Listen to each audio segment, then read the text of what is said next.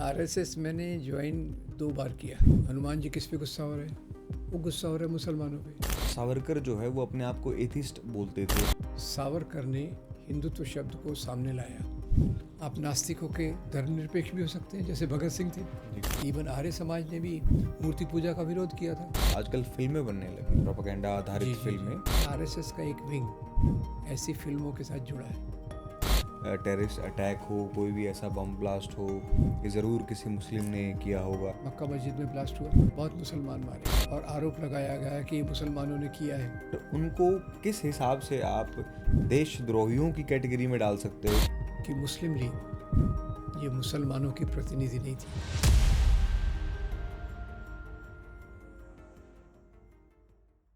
Sir नमस्कार, बहुत बहुत स्वागत है आपका। नमस्कार। सर कैसे हैं आप? मैं ठीक हूँ। आप? सर ये अभी रिसेंट ट्रेंड्स में हमने एक चीज़ नोटिस की थी कि बार बार इस चीज़ को रिपीट किया जाता है कि आज़ादी जो है हिंदुस्तान को 2014 में ही मिली, असली आज़ादी। जी सर ये मूल भावना क्या है इन शब्दों के पीछे?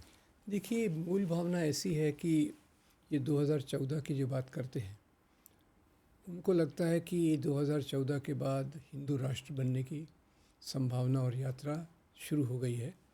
और 1947 से अभी तक जो चला था उसको वो आज़ादी नहीं मानते, क्योंकि वो एक धर्मनिरपेक्ष लोकतांत्रिक सेक्युलर डेमोक्रेटिक सबके बराबर अधिकारों को लेकर चलने वाली बात थी। इसीलिए कुछ लोग 2014 को अपनी आज़ादी का ये मानते हैं। यहाँ ये बात मैं स्पष्ट कर दूं कि ये जो गुलामी की परिभाषा है, उनकी गुलामी की परिभाषा भी ज़्यादातर धर्म केंद्रित है।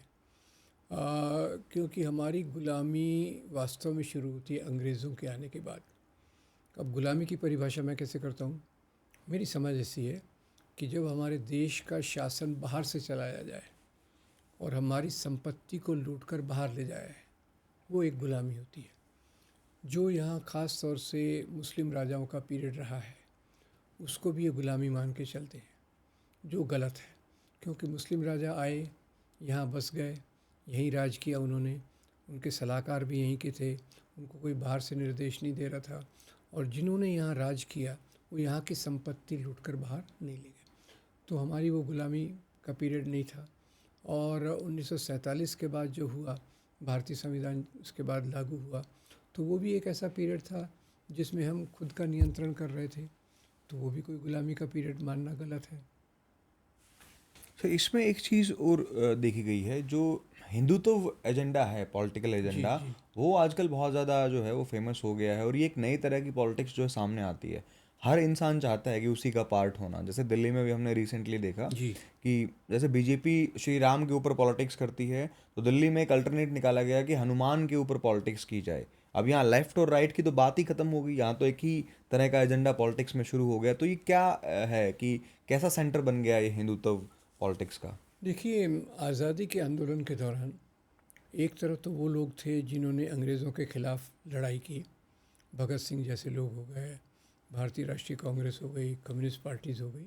थोड़ा सा अपवाद छोड़ के उन्होंने भी पूरा अंग्रेज़ों के ख़िलाफ़ संघर्ष किया और पूरे राष्ट्रीय आंदोलन ने अंग्रेज़ों के ख़िलाफ़ संघर्ष किया।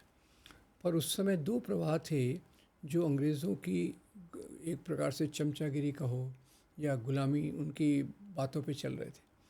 एक थे हिंदू महासभा आरएसएस और दूसरी थी मुस्लिम लीग। और खैर, मुस्लिम की तो परिभाषा बहुत स्पष्ट है। प्रॉफिट साहब को आप अपना पैगंबर मानो, अल्लाह को ये मानो, ये उनकी स्पष्ट है। पर हिंदू महासभा का जो विचारधारा थी, वो 1923 में सावरकर ने हिंदुत्व शब्द को सामने लाया। वैसे हिंदुत्व शब्द तो 1892 में चट्टोपाध्याय ने लाया था, पर उसमें इतनी स्पष्टता नहीं थी।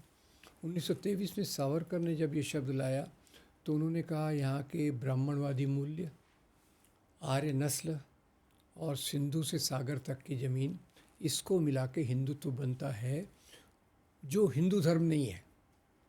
उन्होंने स्पष्ट कर दिया कि धर्म अलग है, हिंदू धर्म के नाम पे राजनीति अलग है।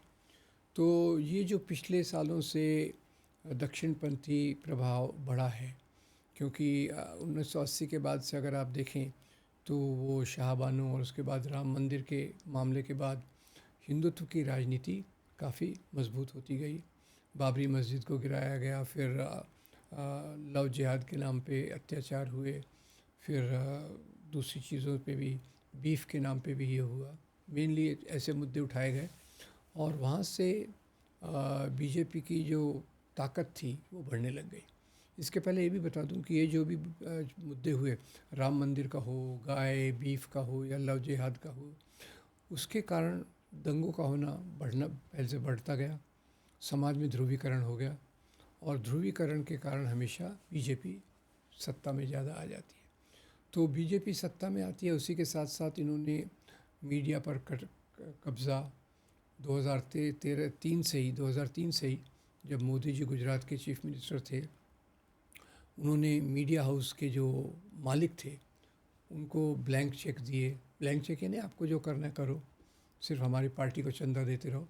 तो 2003 से आप देखिए कि हमारे बड़े टेलीविज़न चैनल, बड़े अखबारों ने थोड़ा राइट वर्डिंग ये लेना चालू किया, टिल्ट। और उसी के साथ साथ उन्होंने सोशल मीडिया का प्रयोग सबसे पहले किया, ये आपको बता दूं। जी। और सोशल मीडिया का उपयोग और मीडिया का ये प्रभाव के कारण लोगों की चेतना में ये हिंदुत्व एक मुख्य रूप से घुसते गया। तो इसलिए आप जो कह रहे हैं कि ये ज़्यादा बढ़ रहा है, उसका कारण मुख्य रूप से यही है कि एक तो बीजेपी का सामाजिक राजनीतिक वर्चस्व, फिर उसका सत्ता में आना और उसी के साथ उसके जो बाकी जुड़े हुए संगठन हैं, वीएचपी, बजरंग दल, एबीवीपी और खैर आरएसएस तो उनका पेरेंट है ही, इन सब की शक्तियों में बढ़ाव हुआ, जिसके कारण लोग इस प्रकार की बातें सोचने लग गए हैं। और कई लोग बोलने लग गए हैं कि 2014 से ही आज़ादी मिली, कई लोग कहने लग गए हैं कि यही हमारे राष्ट्र, हिंदू राष्ट्र है, ऐसा कई लोग बोलने लग गए। और आपने जैसे कहा हनुमान जी के बारे में, अब कई कारों के पीछे मैंने देखा एंग्री हनुमान। वो हनुमान जी किस पे गुस्सा हो रहे हैं? वो गुस्सा हो रहे हैं मुसलमानों पे। आज के टारगेट तो वही है। वैसे आप हनुमान जी को देखिए तो एक बहुत आकर्षक व्यक्तित्व के रूप में आते हैं, जो राम के प्रति वफादार हैं। और राम भी जो उस समय के थे, गांधी के राम या कबीर के राम, वो एक यूनिवर्सल स्पिरिट सबके लिए करने वाले थे। अभी एंग्री राम के भी फ़ोटो बनने लग गए हैं। और पहले हम, जैसे मैं बचपन में, हम लोग जय सिया राम कहते थे, जय राम, राम राम कहते थे। अब उसके बारे में हो गया है जय श्री राम, यानी जय श्री राम एक आक्रामक नारे के रूप में अल्पसंख्यकों को डराने के लिए वो सामने आ रहा है। तो ये परिस्थिति, पूरा जो राजनीतिक माहौल, क्योंकि 1947 से लेके मेरे ख्याल से 1980 तक अगर हम कहें, तो मुख्य रूप से यहाँ जो मुख्य धारा की विचारधारा थी वो गांधी से प्रभावित थी, नेहरू से प्रभावित थी, जो इस देश को सबका देश मानते थे। और 1980 के दशक के बाद से यहाँ आने लग गया कि ये तो हिंदू राष्ट्र है, हिंदू यहाँ मेजॉरिटी में है, मुसलमान यहाँ विदेशी हैं। तो आपका जो तात्पर्य है ये लोगों को बताने का कि आजकल लोग इस प्रकार के नारे से क्यों प्रभावित होते हैं। अभी आज़ादी के दौरान नारे देखिए आप क्या थे। आज़ादी के दौरान जैसे भगत सिंह का था इनकलाब जिंदाबाद जी। सुभाष चंद्र बोस का था जय हिंद, और ज़्यादातर जो बाकी आंदोलन थे उसमें वंदे मातरम का भी इस्तेमाल किया जाता था। एक मज़े की बात यह है कि आज वंदे मातरम के उपयोग के लिए काफ़ी आग्रह किया जा रहा है, दबाव डाला जा रहा है, पर जो लोग ये दबाव डाल रहे हैं, आज़ादी के आंदोलन में उन्होंने कभी वंदे मातरम नारा नहीं लगाया, क्योंकि वो अंग्रेज़ों के खिलाफ संघर्ष नहीं किया, जी। तो वंदे मातरम का नारा उन्होंने नहीं लगाया। तो ये आज़ादी के दौरान जो मूल्य निकले वो 1980 के दशक तक काफ़ी प्रभावशाली रहे, और उसके बाद धीरे धीरे फिर इनके जो पूरे एक वर्टिकल ऑल राउंड एफर्ट था, television, print media, social media और बाकी सब चीज़ों में उन्होंने काफ़ी बड़ा काम किया, और उसके कारण लोगों की सोच में एक परिवर्तन आना चालू हो गया। फिर ये बार बार ये चीज़ देखी हुई गई है कि सावरकर जो है वो अपने आप को एथिस्ट बोलते थे, ऐसे ही जिन्ना थे जो अपने आप को एथिस्ट जो है कहते थे। अब ऐसे व्यक्ति जो अपने आप को एथिस्ट बोलते हैं, वो आदमी एक धार्मिक राष्ट्र की कल्पना करे, या एक आदमी जैसे जिन्ना ने तो धर्म के नाम पर एक राष्ट्र बसाई दिया। अब जब नींव ही कमज़ोर है, जब आपका बेसिक आइडियोलॉजी, आपका बेसिक फंडा वहाँ क्लियर नहीं है, तो आप उसको कितने आगे तक उसको लेके जाओगे। और ये तो एक दिखावा हुआ है, तो एक झूठा जी। वो हुआ संकल्प। आपने काफ़ी महत्वपूर्ण बात कही, मैं आपको बताऊं। गांधी बहुत धार्मिक थे, धर्मनिरपेक्ष राष्ट्र की बात करते थे। जी मौलाना आज़ाद धार्मिक थे, धर्मनिरपेक्ष राष्ट्र की बात करते थे। जिन्ना काफ़ी उस मायने में एक प्रकार से ब्रिटिश मिडिल क्लास या अपर क्लास के व्यक्ति थे, जो पोर्क भी खाते थे, जी जो वाइन का social, he was not a drinker that way, but socially he had no problems. बिल्कुल मॉडर्न सूट पहनना, वो कभी मस्जिद में भी नहीं जाते थे। मतलब वो एक मॉडर्न जेंटलमैन मैं कहूँगा ऐसे थे। और यहाँ गांधी से विरोध होने के कारण, गांधी से विरोध क्या हुआ? 1920 में गांधी ने नारा दिया कि भाई नॉन कोऑपरेशन मूवमेंट। तो जिन्ना को लगा इससे तो नॉन कोऑपरेशन से तो ब्रिटिश सरकार का प्रॉब्लम हो जाएगा, हम लोग कानून की परिधि के बाहर चले जाएंगे, लोगों पे पनिशमेंट होगा, इसलिए वो छिटक के दूर चले गए। और इधर से सावरकर जो थे वो एक तरीके से, उनमें दोनों में समानता यही है कि सावरकर भी निजी ज़िंदगी में उतने धार्मिक नहीं थे। वो तो अपने आप को नास्तिक कहते थे और ये भी कहते थे कि गाय कोई पवित्र जानवर नहीं है, ये तो एक उपयोगी पशु है। तो ये कंट्रास्ट देख लीजिए, जिन्ना सावरकर एक तरफ, मौलाना आज़ाद गांधी दूसरी तरफ। तो ये जो सेक्युलरिज्म की कल्पना है वो नास्तिक आस्तिक होने से ज़्यादा संबंधित नहीं है। आप नास्तिक होकर भी कम्युनल हो सकते हैं, आप नास्तिक होकर धर्मनिरपेक्ष भी हो सकते हैं, जैसे भगत सिंह थे। जी तो एक अलग अलग आपको कॉम्बिनेशन मिलते थे ना। भगत सिंह नास्तिक थे पर वो पूरे पूरे धर्मनिरपेक्ष थे, समाजवादी थे, सबकी बराबरी चाहते थे।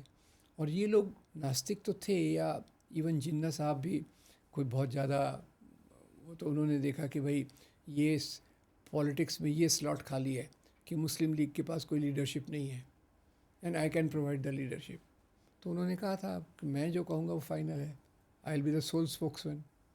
और मुस्लिम लीग ने उनको स्वीकार किया क्योंकि वो जाते थे, वो बहुत शार्प हैं, कानूनी तौर से ये कर सकते हैं। तो उन्होंने, तो जिन्ना ने तो एक, और फिर बाद में आपको याद होगा लाल कृष्ण आडवाणी जब जिन्ना की मज़ार पे गए थे जी तो उन्होंने उनको एक सेकुलर भी कहा, जिनके कारण बेचारे की नौकरी और ये सब यहाँ से आडवाणी जी को बाईपास कर दिया गया। पर वो एक तरीके से बात सही है, क्योंकि उन्होंने 11 अगस्त 1947 को पाकिस्तान की कॉन्स्टिट्यूएंट असेंबली में कहा कि अब मुसलमानों को उसका राष्ट्र मिल गया है, पर हम एक ऐसा राष्ट्र बनाएंगे जिसमें सब लोगों को अपना अपना धर्म का पालन करने की आज़ादी होगी। हिंदू अपनी मंदिरों में जा सकता है, मुसलमान मस्जिदों में जा सकता है। और आपको पता होगा पाकिस्तान का जो झंडा है 90% ग्रीन है, 10% उसमें वाइट है, वहाँ की माइनॉरिटीज़ के लिए है। तो जिन्ना का वो था, पर जिन्ना साहब की जो पार्टी थी उसमें सब ज़मींदार भरे हुए थे, नवाब भरे हुए थे, उनको धर्मनिरपेक्षता की बात कुछ समझ पड़ती नहीं थी। तो धीरे धीरे वो वहाँ उन्होंने पाकिस्तान को पूरी तौर से एक मुस्लिम राष्ट्र बनाने की कोशिश की। अब सावरकर का मामला दूसरा है। सावरकर एक तरफ से पहचान के रूप में हिंदू थे, पर आपको पता होगा हिंदू धर्म में नास्तिकता की परंपरा बहुत मजबूत है, हम उसको रिकॉग्नाइज़ नहीं करते। पर चारवाक से लेकर तो आगे आप देखिए इस देश में बहुत सारी नास्तिकता की परंपरा हुई है। पर एक पहचान के रूप में, धार्मिक समूह के रूप में सावरकर अपने आप को पूरा पूरा हिंदू मानते थे। और फिर उन्होंने जो विचारधारा रखी हिंदुत्व की, उसी से इंस्पायर होके, प्रेरणा लेके आरएसएस बना। आरएसएस ने भी उसी आइडियोलॉजी को रखा। जी तो सावरकर बात को लाए, हिंदू कौन है, हिंदुत्व क्या है, और उसको आगे आरएसएस ले गया, हिंदू राष्ट्र हमको चाहिए। तो आजकल उसी का ज़्यादा डोमिनेशन है, उसका ज़्यादा प्रभुत्व है सामाजिक सोच में। आपने जैसे सावरकर और अभी बात की सावरकर की, तो अभी अब यूजुअली देखा भी जाता है सर सावरकर को एक अब गांधी के दर्जे पर या गांधी के लेवल पर प्रेजेंट करने की जो आजकल जद्दोजहद चल रही है, इनफैक्ट नाम भी बदल दिया गया है, विनायक दामोदर सावरकर की जगह है वीर सावरकर आजकल बोला जाता है उनको। मतलब जी जी खैर जी। वीरता के तो किस्से जो है वो पूरी दुनिया जानती है उनके, लेकिन ये जो कवायद है ये एक हीरो पेश करने की, सर वो हीरो अगर आप हिंदू आइडियोलॉजी में मानते हो तो आप राम को एस्टेब्लिश कर लीजिए एज अ हीरो, आपको क्यों ज़रूरत है एक ऐसे इंसान की? देखिए, पहले तो ये बता दूं कि जो सावरकर थे, वीर सावरकर उनको बोला जा रहा है, आपको सुन के आश्चर्य होगा कि सावरकर को वीर कहने वाला कौन था। सावरकर खुद, उन्होंने चित्रगुप्त नाम से एक किताब लिखी थी, उसका टाइटल दिया वीर सावरकर, तो यानी वो खुद ही उसमें थे। फिर वो आपने खुद ही कह दिया कि उनकी वीरता के किस्से तो पते हैं कि जेल में जाने के पहले तक पूरी तौर से अंग्रेज़ों के विरोध में थे, फिर पूरी तौर से कहा कि भाई आप मेरे माई बाप हैं, आप जो कहेंगे मैं वो करूँगा। तो सावरकर को इसलिए प्रोजेक्ट किया जा रहा है क्योंकि हर एक विचारधारा को, हर एक पॉलिटिकल आइडियोलॉजी को एक हीरो चाहिए रहता है, और जो आज़ादी के आंदोलन से जुड़ा हो, आज़ादी के आंदोलन के दौर का हो। तो इनके पास तो कोई है ही नहीं। Even Savarkar Veer by half थे, पहले हाफ में वो थे ब्रिटिश विरोधी, दूसरे हाफ में पूरी तौर से ब्रिटिश के पिछलग्गू थे। तो वो जब सावरकर की बात करते हैं तो केवल पहला भाग दिखाते हैं कि उन्होंने कितनी बहादुरी से वो पिस्तौल इंग्लैंड से भारत भेजा, वहाँ कर्नल वायली की हत्या करवाने में उन्होंने बैकग्राउंड का रोल किया। वो फ्रंट में, ऐसे मर्डर्स वगैरह में फ्रंट में नहीं रहते थे, पीछे ही रहते थे। तो उन्होंने कितनी बहादुरी से ये सब किया, उसके किस्से ये करते हैं, और उनका दूसरा भाग नहीं दिखाते। अब जहाँ तक राम का सवाल है, राम एक उससे ऊपर के लेवल का है, क्योंकि वास्तव में देखा जाए तो इनकी राजनीति राम के चारों तरफ घूमती रही है कि भाई वहाँ राम मंदिर था, राम मंदिर को तोड़ा गया, बाबरी मस्जिद बनाई गई, हिंदू धर्म का अपमान हुआ, ये एक ऊपर के लेवल का है। और आज़ादी के आंदोलन के दौरान कौन सा व्यक्ति था जिसने आज़ादी के आंदोलन में प्रस्तुत थे, प्रेजेंट थे, सावरकर उसी रूप में सामने आते हैं, तो उसी को ज़्यादा गुणगान कर रहे हैं उनका। लेकिन वही काम तो जो है महात्मा गांधी ने किया था कि आज़ादी की लड़ाई में बढ़ चढ़ कर भाग लिया था, लेकिन वहीं देखा जाता है कि इन्हीं के एक आदमी नाथूराम गोडसे ने उन्हें मार दिया। तो ये तो विचारधारा का तो क्लैश यहाँ भी नज़र आता है। वो उन्हीं के तो साथी थे, तो आपके साथी यही काम कर रहे हैं कि जो आज़ादी की लड़ाई में आदमी बढ़ चढ़ के भाग ले रहा है, या जो पूरा जो ग्रुप है, जो समूह है, वो उनकी सुन रहा है गांधी जी की, आप उनको मार रहे हो। देखिए, जहाँ तक गोडसे का सवाल है, गोडसे एक्चुअली गांधी को ये अपना आइकन नहीं बना सकते। अभी तक इन्होंने गांधी को पूरा रिजेक्ट भी नहीं किया, क्योंकि अभी दुनिया में भारत की पहचान भगवान गौतम बुद्ध और महात्मा गांधी से होती है जी। तो गांधी को रिजेक्ट करना उनके लिए आसान नहीं है, पर गांधी को अपना आइकन बनाना भी उनके लिए मुश्किल है। क्यों? क्योंकि गांधी अंत तक हिंदू मुस्लिम एकता के लिए काम करते रहे, और आखिर का उनका मुख्य स्लोगन ये था कि आज भारत के सामने सबसे बड़ी समस्या है कि भाई हिंदू मुसलमानों के बीच में दंगे करवाए जा रहे हैं, ये उनका आखिर का था। अब आरएसएस से प्रशिक्षित गोडसे, जो बाद में हिंदू महासभा में गया और सावरकर से बहुत प्रभावित था, आपने बिल्कुल सही कहा, और सावरकर तो इसी प्रकार की राजनीति करते थे। तो गोडसे तो वैसे आपको बताऊं, महात्मा गांधी के जीवन पर 1934 से ही हमला होना चालू हो गया। क्यों हुआ हमला? क्योंकि उस समय वो दलितों को बराबरी का स्थान देने के लिए देश भर में घूम के दलितों का मंदिर प्रवेश, दलितों का सार्वजनिक जगहों पर पानी पिलाने का काम वो कर रहे थे।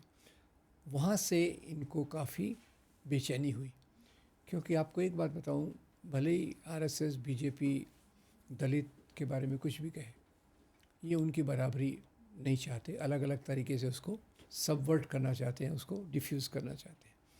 तो गोडसे जैसे व्यक्ति जो आरएसएस की विचारधारा से हिंदू महासभा में थे, आरएसएस की विचारधारा में प्रशिक्षित थे, उन्होंने गांधी पे वही आरोप लगाया। 1948 में हत्या की, 1947 में पंचगनी के पास उन्होंने, 1948 के पहले एक बार पंचगनी में उन्होंने गांधी जी पर वार करने की कोशिश की। तो उनका आरोप था कि भाई ये जो 55 करोड़ भारत सरकार दे रही है पाकिस्तान को, ये गांधी जी के कारण हो रहा है।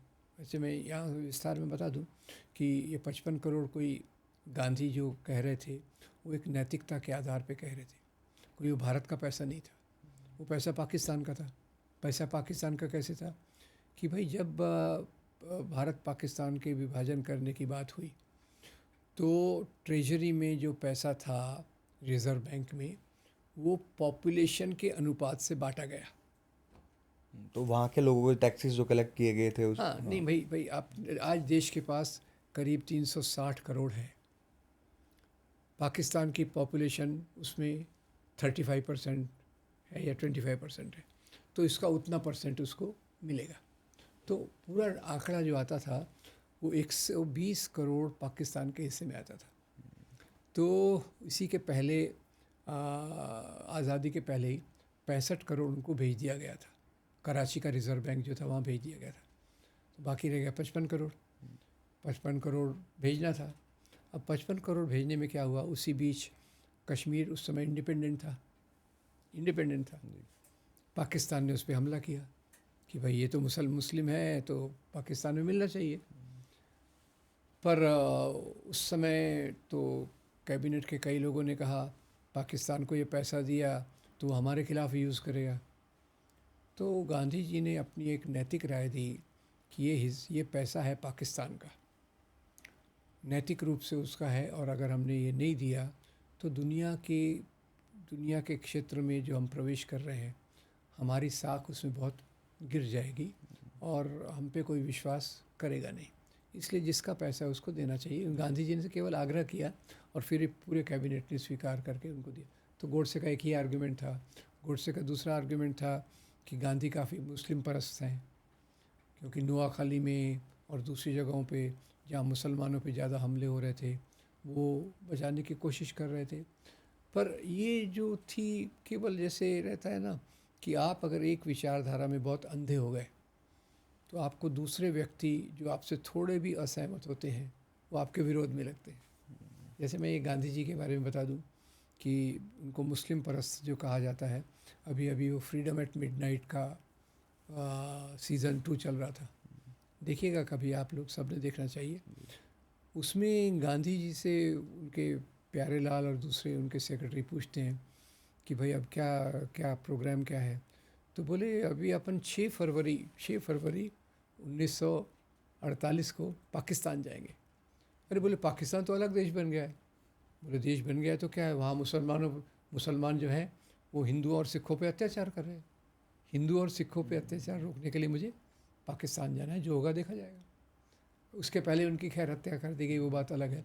तो ये गांधी जी को अपना आइकन बना नहीं सकते, क्योंकि इनका जो केंद्रीय इन्होंने अपनी बात को बनाया हुआ है वो मुस्लिम विरोध पे बनाया हुआ है। कोई भी जो संगठन बनता है एक किसी का विरोध करता है और एक अब अंदर की विचारधारा को प्रमोट करता है।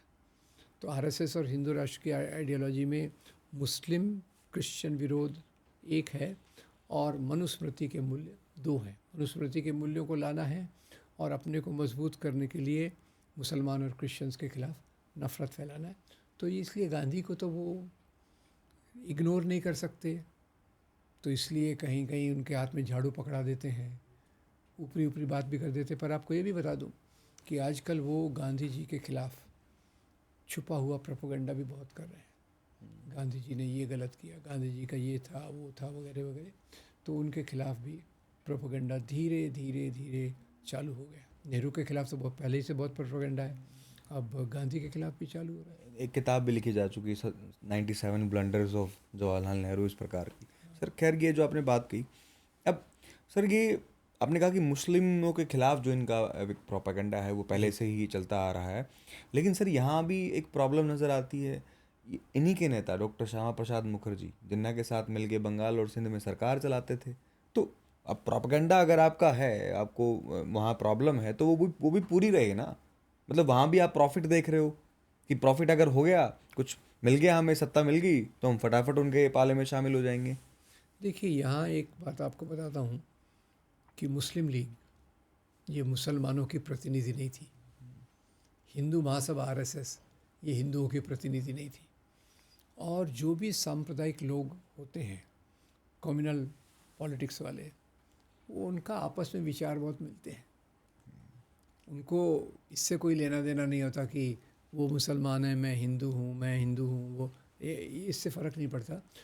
उनका मुख्य रहता है कि आप ज़मींदारी के मूल्यों को बचाओ और जो समाज के कमज़ोर तबके हैं उनको नीचे के स्तर पे रहने दो।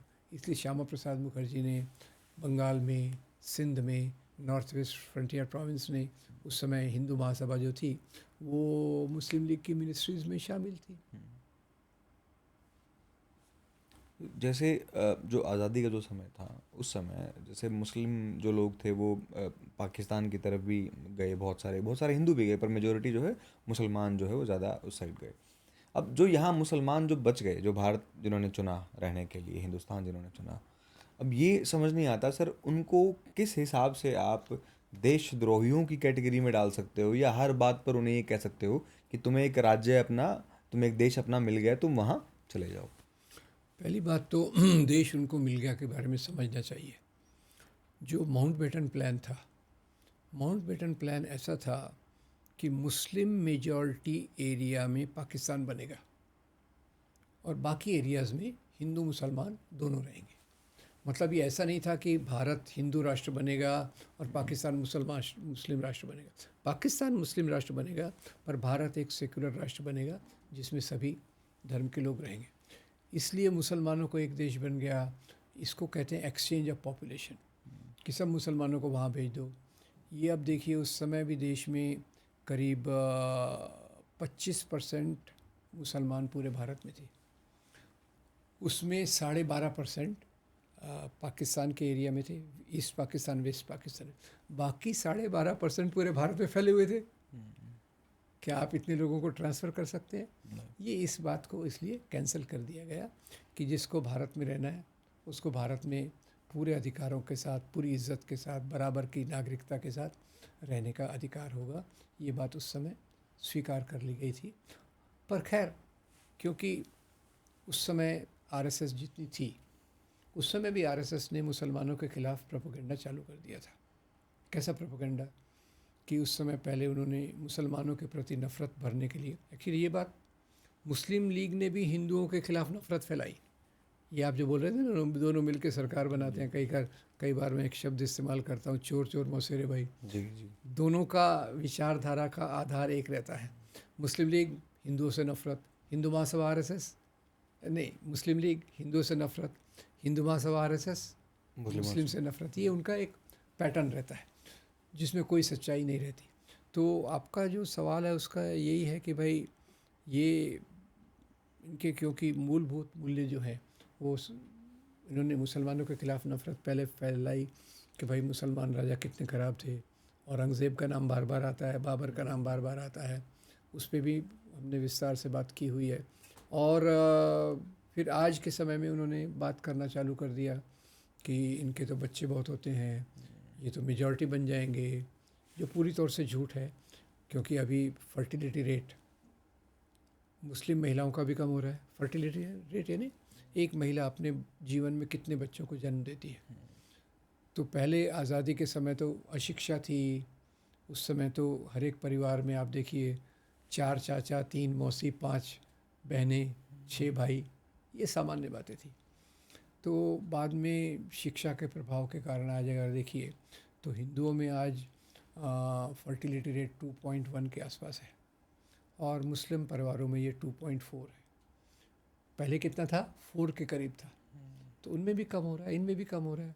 और डॉक्टर एस.वाई. कुरैशी की किताब है मिथ ऑफ मुस्लिम पॉपुलेशन, उसमें बताते हैं कि मुसलमान बढ़ बढ़ के मैक्सिमम जो उनका जाएगा वो भारत की पॉपुलेशन में 18% जा सकता है बाई 2080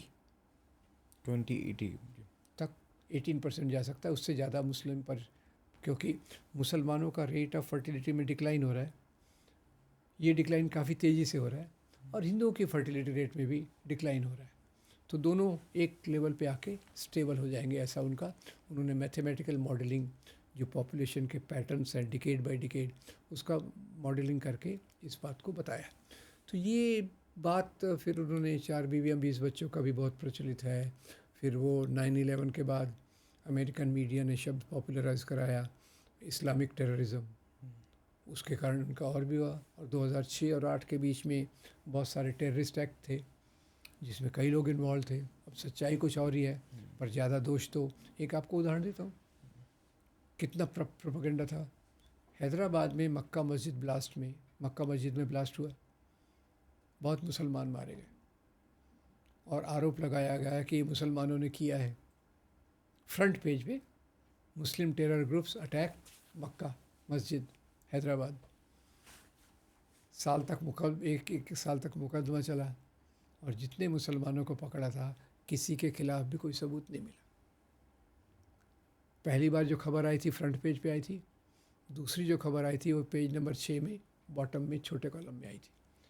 तो इनके खिलाफ जो प्रोपोगेंडा है, जैसे सब चीज़ें एक साथ होती जा रही हैं, इनका मीडिया में प्रभाव, समाज में इनका जो शाखाओं की वृद्धि, इनके संगठनों को मजबूती, बीजेपी का पावर में आना, ये सब चीज़ें मिला जुला कर इन्होंने एक ऐसा माहौल खड़ा कर दिया है कि जो भारत में मिली जुली सभ्यता थी, संस्कृति थी, हमारे खाने में कितना मेल जोल है, कपड़ों में कितना मेल जोल है। हमारे हिंदू शादियों में जो कपड़े पहनते हैं ना, वो ज़्यादातर ईरान इराक़ की सभ्यता से आए हुए हैं। और हमारी ये कई मिठाइयाँ हैं जो जिसके नाम पे मुंह में पानी आता है, जलेबी हो, गुलाब जामुन हो, ये भी उधर से आई है। तो ये मेल जोल हर एक सभ्यता का केंद्रीय बिंदु रहता है। आज आप दुनिया में जाओ तो दुनिया में, जैसे एक बार मैं गया था ऑस्ट्रेलिया में सवेरे वो जो बफे स्प्रेड रहता है उसमें इंडियन आइटम 5 आइटम्स इंडिया की थी। थाईलैंड अभी मैं गया था, थाईलैंड में सवेरे के बफे में 6-7 इंडियन फूड का अलग से कॉर्नर। तो इन्हें कहने का मतलब ये है कि ये मेल जोल की सभ्यता से हमको बहुत फ़ायदा हुआ, हिंदुओं को भी, मुसलमानों को भी, सभी लोगों को उससे फ़ायदा होता है। पर जब नफ़रत फैलाई जाती है तो हर एक चीज़ में आप ढूंढ लेते हैं कि अरे भाई ये तो जिहाद कर रहे हैं, थूक जिहाद कर रहे हैं, ये जिहाद कर रहे हैं, वो जिहाद कर रहे हैं। फिर आप ढूंढ लेते हैं उसके खिलाफ, फिर नफ़रत बनाते हैं, नफ़रत होती है तो फिर दंगे करवा सकते हैं। ये सब चीज़ें साथ साथ चलती हैं। ये आजकल सोशल मीडिया की उससे और ज़्यादा सर ये हो गया है, बढ़ गया है। जैसे जी बार बार ये चीज़ प्रोपागेट की जाती है कि कोई भी टेररिस्ट अटैक हो, कोई भी ऐसा बम ब्लास्ट हो, ये ज़रूर किसी मुस्लिम ने किया होगा या कोई मुस्लिम ही इसमें इन्वॉल्व होगा। और बार बार इस बात में ये लिखी भी जाती है कि आतंकवाद कोई भी करे, एक मतलब मुस्लिम एक आतंकवादी होता है, वो ज़रूर आपको मिलेगा। और ऐसा देखा भी गया है कि कहीं ऐसे आते हैं ट्रेंड्स कि उन उन लोगों के नाम भी इन चीज़ों में शामिल होते हैं, तो उसको और प्रोपगेट कर दिया जाता है, जैसे आपने अभी बताया। सोशल मीडिया पे थोड़ा मुश्किल है फैक्ट चेक करना चीज़ों को, इस तेज़ी से चीज़ें जो हैं फैलती हैं। पर जो चीज़ों में, जैसे मैं आपको बताऊं, 2006 से मालेगांव, मक्का मस्जिद, अजमेर और समझौता एक्सप्रेस, ये ब्लास्ट में के नाम तो आए पर ज़्यादातर जो पकड़े गए वो दूसरी साइड के थे।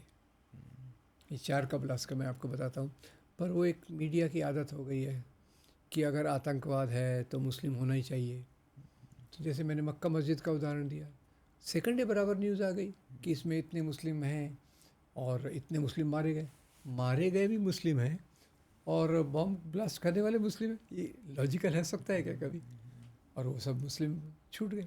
एक उदाहरण दे रहा हूँ, मालेगांव में केस चलता रहा, अभी किस प्रकार से जा रहा है वो बात और है, किस प्रकार से जो आरोपी थे वो छूट रहे हैं, उसके भी तो बहुत कारण हैं, क्योंकि हर एक अपराधी को सज़ा मिलना ज़रूरी नहीं है, ये भी बात है। जी।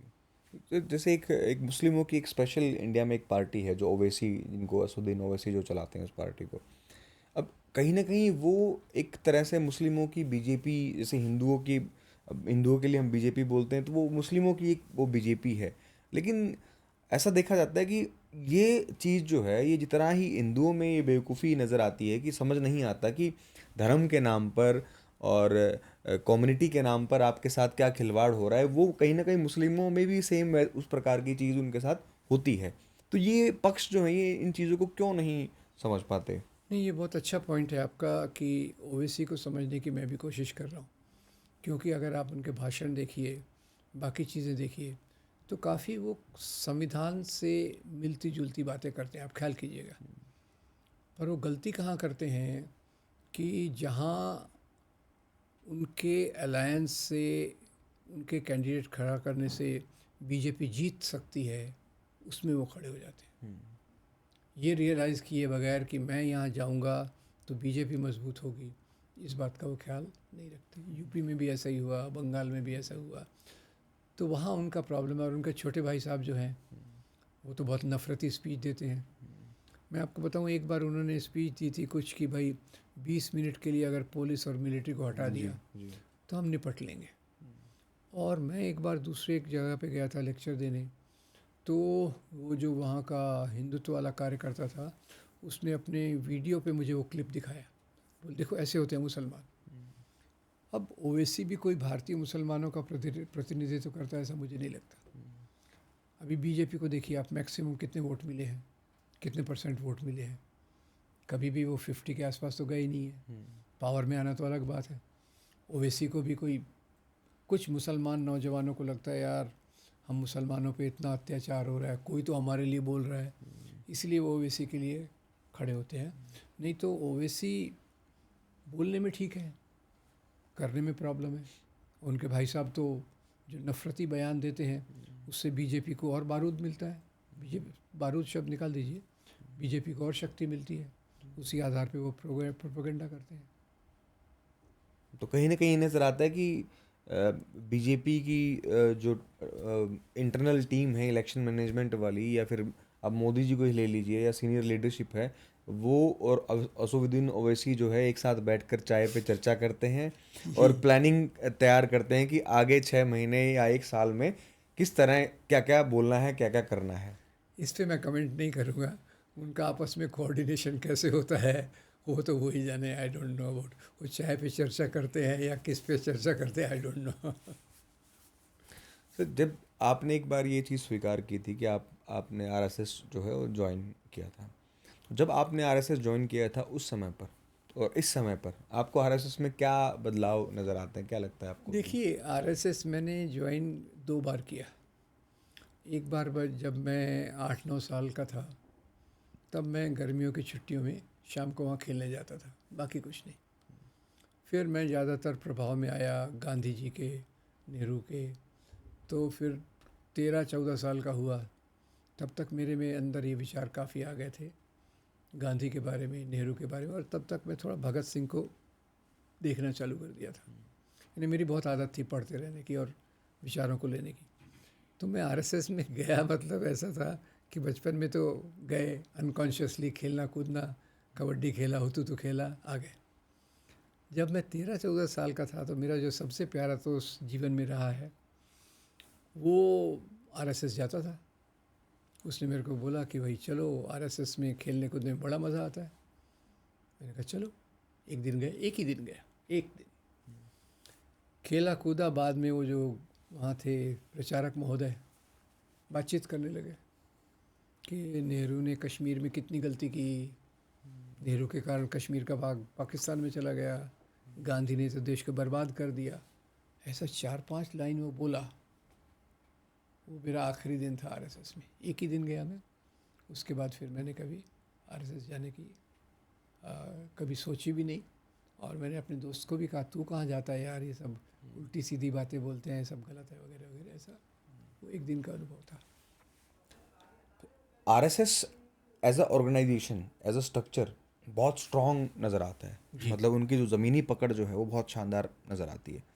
और इसमें कोई दो राय नहीं होगी, अगर देश का कोई और ऐसा संगठन उनसे कुछ सीखना चाहे तो वो सीख सकता है कि संगठन को कैसे बनाएं, ग्राउंड लेवल पे मजबूती कैसे क्रिएट करें।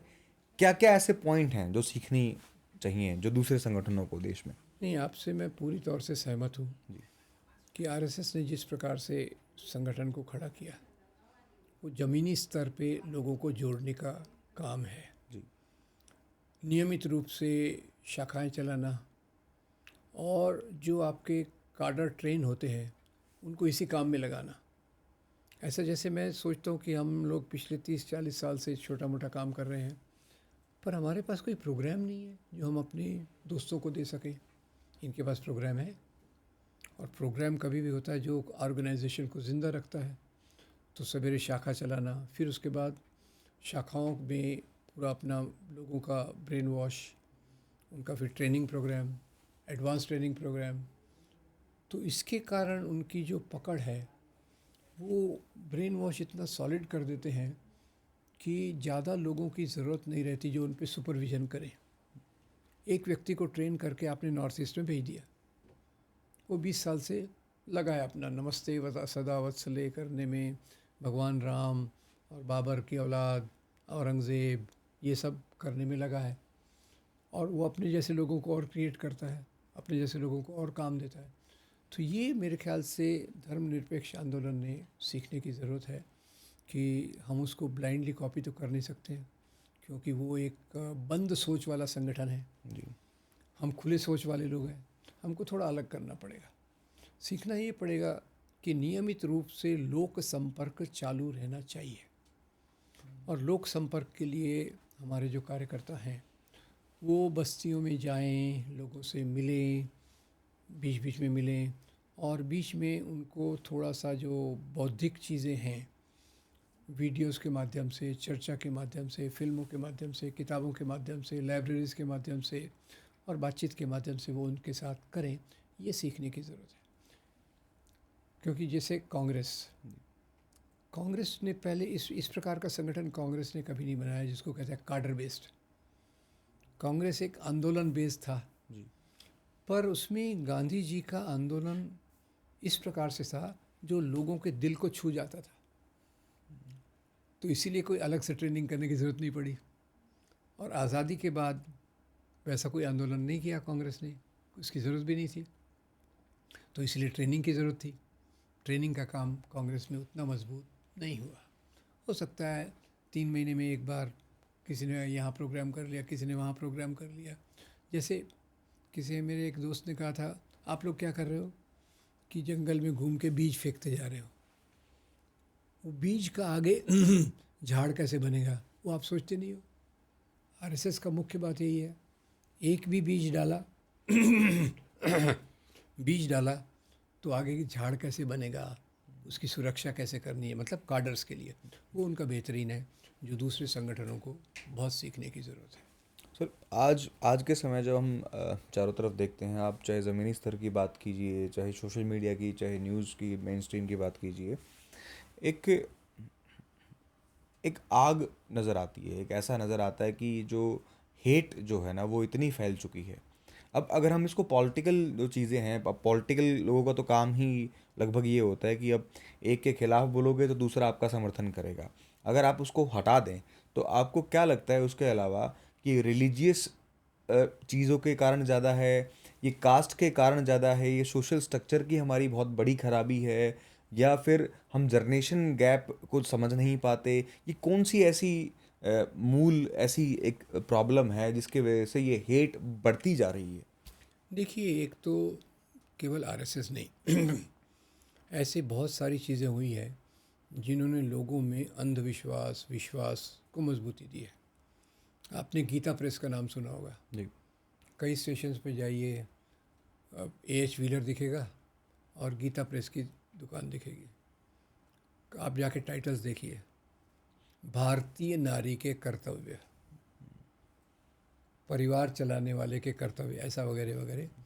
उस किताबें लाखों की संख्या में जाती हैं जो इन्हीं मूल्यों को धार्मिक स्तर पे अनुवाद करके लोगों को बताती हैं। तो ये जो चीज़ें हुई हैं, और दूसरा क्या हुआ भारत में ये जो धार्मिकता और अंध धार्मिकता रहती है तभी ज़्यादा बढ़ती है जब यहाँ की ज़मींदारी सिस्टम पूरा ख़त्म नहीं होता। ज़मींदारी जहाँ ख़त्म हो गई वहाँ इन चीज़ों से मुकाबला करना आसान रहता है। जब भारत में लैंड रिफॉर्म्स पूरे हुए नहीं, आधे रुक गए। और लैंड रिफॉर्म्स का ये मतलब होता है, एक तरफ ज़मींदार होता है, ज़मींदार के साथ पुरोहित होता है, धर्मगुरु हर जगह। मतलब ये भारत की बात नहीं कर रहा। जैसे फ्रांस क्रांति में देखिए उन्होंने क्या किया, उन्होंने एक तरफ राजाशाही को ख़त्म किया, दूसरी तरफ चर्च का जो पावर था ज़ीरो कर दिया। चर्च का पॉलिटिकल सोशल पावर ज़ीरो कर दिया।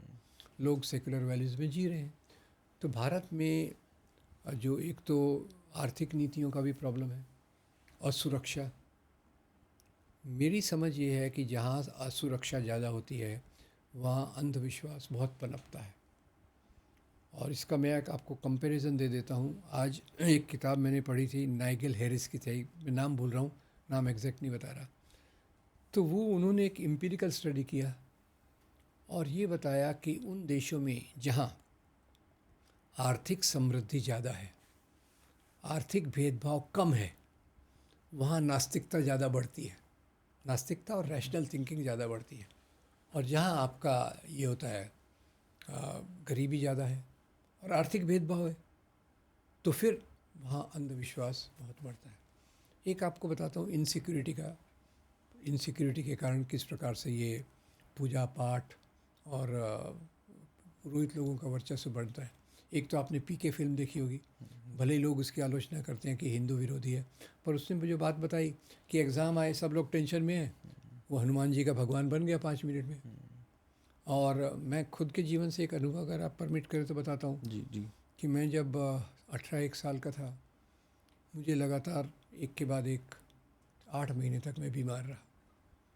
मेरे पिताजी बेचारे वो दिन भर काम करते थे, ज़्यादा वक्त रहता नहीं था, पर आखिर में जब मैं तीसरी चौथी बार बीमार गिरा तो रोज़ शाम को वो 5:30-6 बजे घर पे आते थे और रोज़ पूजा करते थे। कब तक पूजा करते थे? जब तक मैं ठीक नहीं हो गया। ठीक हो गया, उन्होंने पूजा बंद कर दिया। तो यानी इनसिक्योरिटी जहाँ आपको ले जाती है, तो वहाँ ये प्रकार की श्रद्धा, अंधश्रद्धा, अब श्रद्धा से तो कोई विरोध नहीं है, पर श्रद्धा जब अंधी हो जाती है तो आपको किसी भी दिशा में आपको वो डाल सकती है। अब ये जो हमारे इतने सारे बाबा हैं, जी। बाबाओं के पास ज़्यादातर वही लोग जाते हैं जिनके जीवन में इनसिक्योरिटी बहुत है। अभी एक वो कौन से बाबा थे, सफ़ेद कपड़े पहनते थे, उनके चरणों की धूल में दवाई का असर बताते थे, वो गए भगदड़ में जी, बहुत सारी औरतें मर गई।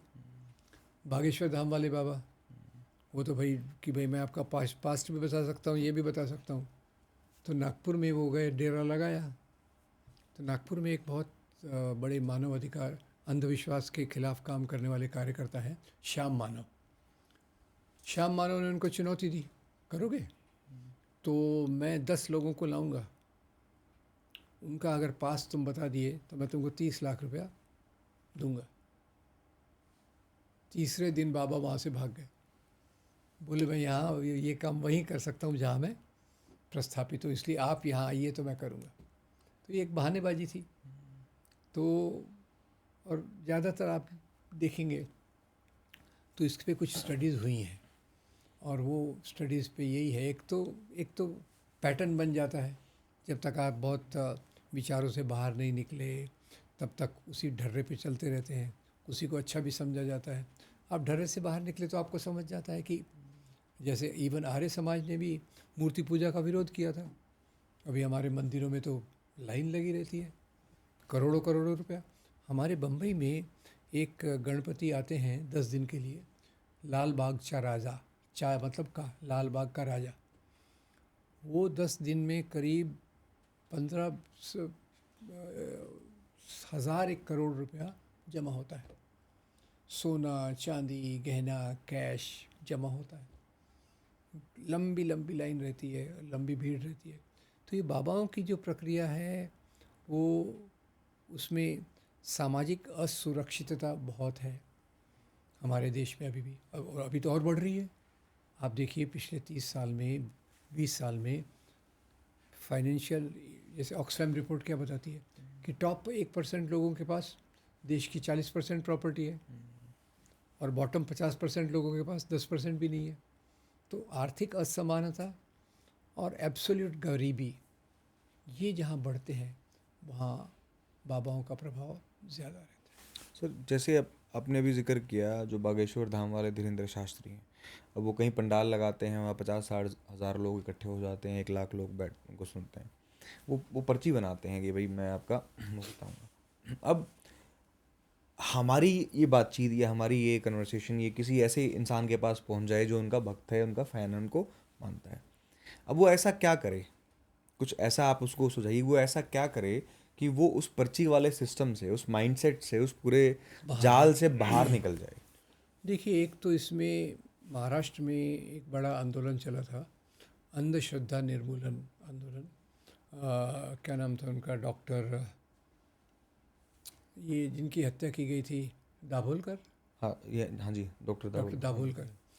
तो उनका आंदोलन ऐसा था कि वो ट्रेनिंग देते थे लोगों को, गांव-गांव जाके ये बाबा लोग जो चमत्कार दिखाते ना, उसको एक्सपोज करना, ये भभूति हाथ से निकालना, तो उसके तो कई उदाहरण भी है ना। वो एक सत्य साईं बाबा थे, हाथ से कुछ भी निकालते थे।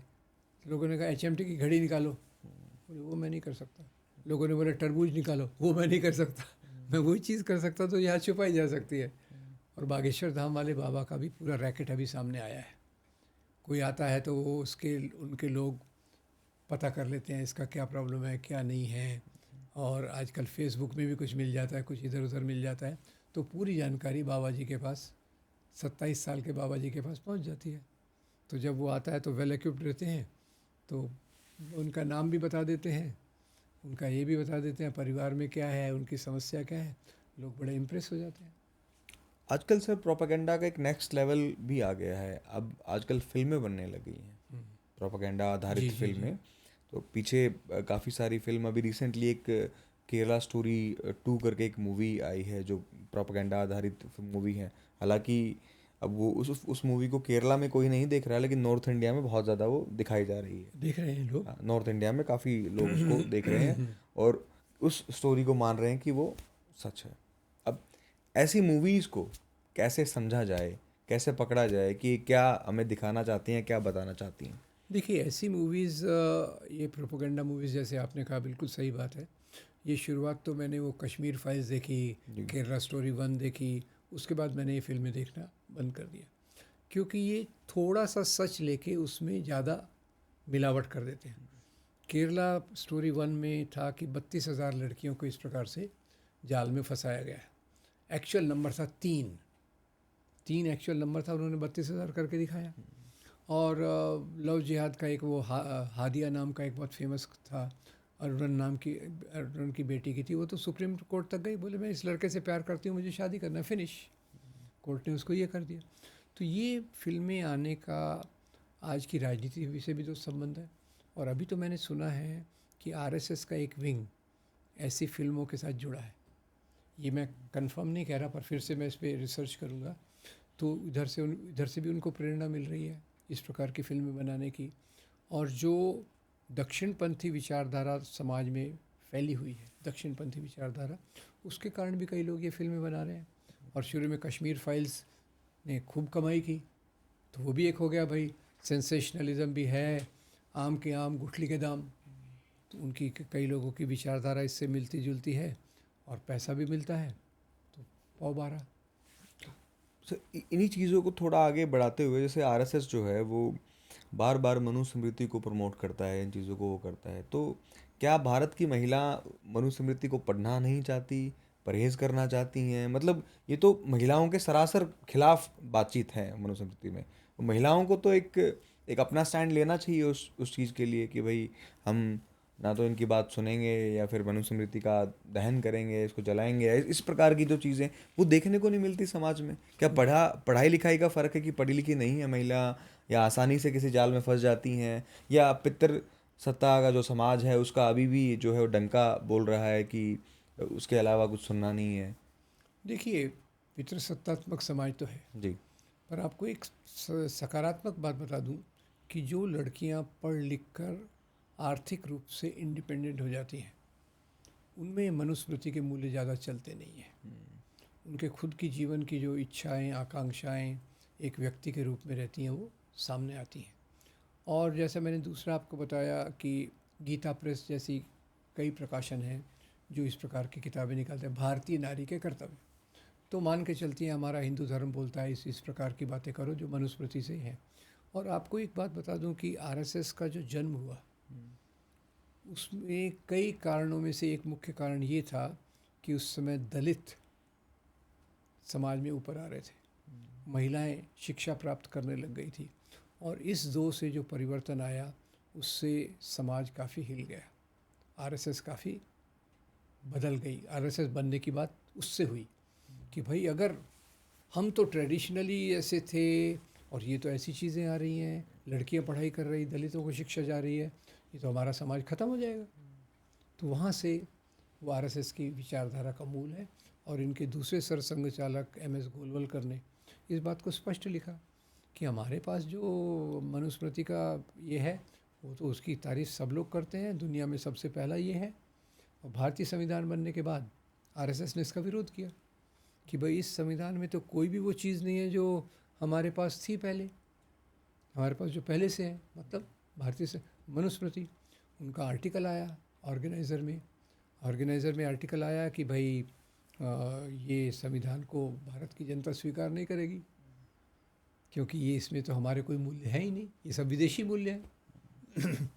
तो जो पढ़ाई लिखाई और जीवन की परिस्थिति, ये दो चीज़ों से इसका विरोध हो सकता है।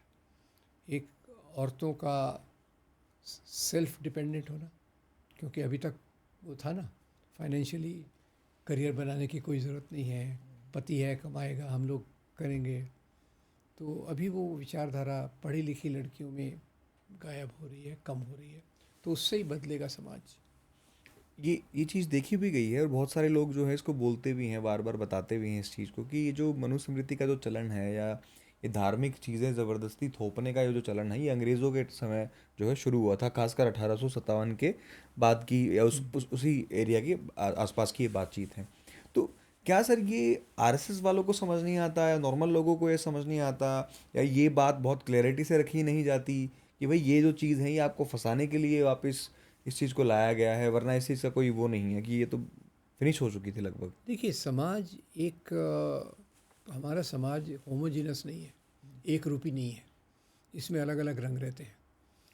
उसमें एक तरफ जहाँ ये बातें विकसित हो रही थी कि ये जो नई चीज़ें आ रही हैं, कुछ ब्रिटिश मिशनरीज़ के कारण, कुछ लिबरल वैल्यूज़ के कारण, ये वैल्यूज़ पे समाज चलना चाहिए।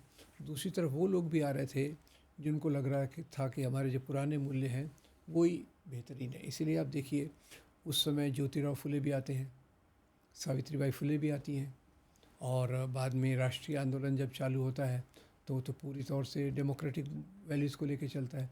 जबकि उसी समय एक तरफ मुस्लिम लीग आती है, हिंदू महासभा और आरएसएस आती है, जो मानती हैं कि हमारे जो पुराने मूल्य थे वही बेस्ट हैं। और वो चीज़ें, इनकी जो मजबूती आई, उसी के कारण आज हमारा ये हाल हो गया। मुस्लिम लीग ने अपनी बातों को लगाया पाकिस्तान में, पाकिस्तान प्रैक्टिकली बर्बाद हो गया हर एक क्षेत्र में। अभी तक हम अच्छा कर रहे थे, अभी पिछले 20-25 साल से ज़्यादा मुद्दे यही हो गए हैं कि जिसमें मनुस्मृति को प्रमोट करो, उसकी अच्छी बातें बताने के। मनुस्मृति में एक है कि जहाँ स्त्रियों की पूजा होती है वही सभ्य देश है, ये एक वाक्य पकड़ के चलते कि देखो मनुस्मृति में कितना अच्छा, पर बाकी क्या लिखा है वो पूरा अगर आप एक बार अध्ययन करें तो पता चलेगा ये पूरा रेट्रोग्रेड है, पिछड़ा हुआ है, ये वैल्यूज़ कभी होना ही नहीं चाहिए। 8 तरह की तो अलग अलग शादियाँ भी बता रखी हैं, दहेज को भी मान्यता दे रखी है, बहुत सारी ऐसी चीज़ें हैं सर जो बड़ी वाहियात। खैर सर, आपने आरएसएस ज्वाइन भी किया, आपने आरएसएस को स्टडी भी किया और आपने एक पूरा पैटर्न देखा है लीडरशिप का इनका। तो सावरकर से लेके अगर हम जिक्र करें सावरकर, अटल, आडवाणी, मोदी और अब योगी, इन सब में क्या डिफरेंस नज़र आते हैं आपको, ये जो पूरी डिफरेंस लाइन? ये नज़र आता है कि ख़ास तौर से आप देखिए, वाजपेयी और योगी, ये दो एक्सट्रीम हैं। मोदी भी योगी के आसपास आते हैं। जब आडवाणी ने ये रथ यात्रा चालू की थी तो उस समय बाकी लोग सांप्रदायिकता के बहुत खिलाफ थे, और आडवाणी ये जानते थे कि बीजेपी की सरकार अपने आप में बनना मुश्किल है और दूसरों को अलायंस में लेना है तो वाजपेयी का सॉफ्ट चेहरा रखना ज़रूरी है। जी। वाजपेयी काफ़ी चालाक, सबसे चालाक वाजपेयी थे। चेहरा रखते थे नेहरू वाला, विचारधारा रखते थे गोलवलकर वाली। ये खूबी कुछ कम नहीं है। जी। नेहरू को बहुत एडमायर भी करते थे, पर वो एक तरीका था कि जब अपन माइनॉरिटी में हैं तो दूसरे लोगों को कैसे प्रभावित करना। अब जैसे जैसे उनकी पावर बढ़ती जा रही है तो ये जो मोदी का रंग और उसके बाद योगी का रंग, अभी क्या है भाई, हम मेजॉरिटी में अपना पूरा रंग सही तरीके से बताएंगे, हमको वाजपेयी बनने की क्या ज़रूरत है। तो अब वो खुले रूम से बताते हैं हम हिंदू राष्ट्र हैं, हिंदी का ज़्यादा महत्व है, और हमारे जो पुराने ये संविधान को हम देखेंगे क्या कर रहा, बार बार बदलने की बात करते हैं। तो ये फ़र्क है कि उस समय वाजपेयी के समय वाजपेयी सबसे ज़रूरी क्यों थे, और अभी वो मोदी और योगी जैसे लोगों को क्यों सामने ला रहे हैं। सर, जब आप इतना खुल के बातें करते हो और आप इतनी चीज़ों के बारे में साफ साफ लोगों को बताने की कोशिश करते हो, तो कहीं ना कहीं आपको सर अब भी जो है धमकियाँ इस प्रकार की जो चीज़ें लोगों से आती होंगी, तो कोई अगर कोई नया ऐसा कोई कंटेंट क्रिएट करना शुरू कर रहा है या इन चीज़ों के बारे में बात करना शुरू कर रहा है या अपने इन चीज़ों को पढ़ना और बताना शुरू कर रहा है, तो वो कैसे इस चीज़ को टैकल करे? देखिए, मेरे ख्याल से जो गांधी का रास्ता है वो सबसे बेहतरीन रास्ता है कि आप किसी का अपमान मत कीजिए, आप सच्चाई पे चलिए, जिसके खिलाफ अत्याचार हो रहा है उसके खिलाफ बोलिए, और इस रास्ते पर चलकर जो अत्याचार करने वाले हैं वो तो आप पे नाराज़ होंगे, वो तो आपको फेस करना पड़ेगा। गांधी को 3 गोलियां फेस करनी पड़ी, और हमारे बाकी जो लोग हैं उनको भी बहुत कुछ सहन करना पड़ा, पर करना तो पड़ेगा, और उसमें थोड़ी बहुत तकलीफ़ें रास्ते में तो आएंगी। अब वो बाकी तो ये अपने ऊपर है कि हम लोग कितना समाज को बदलने के लिए हमारे अंदर कितनी तड़प है, उसके आधार पे हम एक जेंटल अप्रोच, जिसमें हम दूसरों का पूरा पूरा आदर रखें, किसी धर्म का निरादर न हो, भारतीय संविधान के मूल्यों की पूरी तौर से आदर हो, और United Nations charter of human rights का की तरफ जाने का उद्देश्य हो, इस आधार पे हम चलें तो मेरे ख्याल से वो सबसे बेहतरीन है। सर बहुत बहुत शुक्रिया सर हमसे बात करने के लिए, बहुत बहुत आपका भी धन्यवाद। धन्यवाद। Thank you very much.